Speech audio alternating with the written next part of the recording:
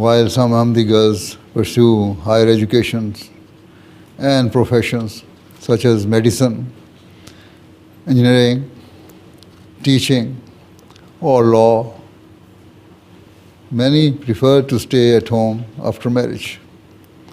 Such women should not think that their lack of a profession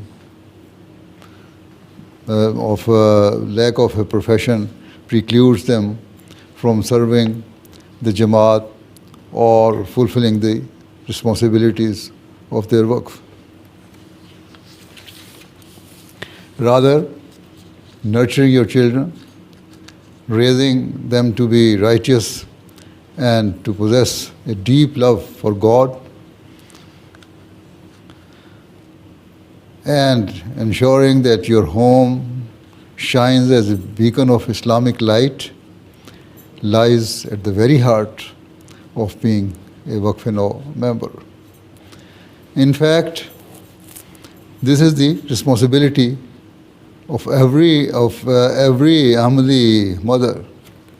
Yet, for those who have dedicated their lives to their faith, the duty to morally train and guide their children lies even heavier.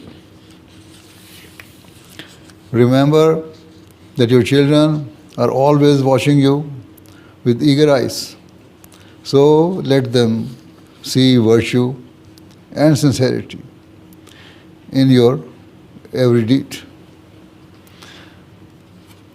Above all, your children should learn from you how to build a strong connection with Allah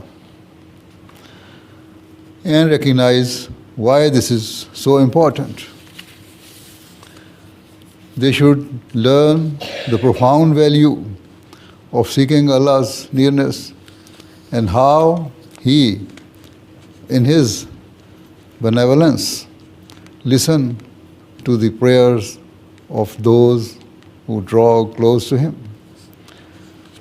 By setting a pious example for your children and attaining the nearness of God Almighty, you shall fulfill the true objectives of your waqf.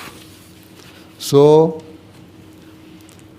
at all times, strive to embody the teachings and practices of the Holy Prophet ﷺ, which in this era have been taught to us by the Prophet Messiah ﷺ. You must not only ensure that your homes mirror and exemplify Islam's values, but also that you play your role in propagating its teachings to your friends, colleagues, and whosoever is within your reach.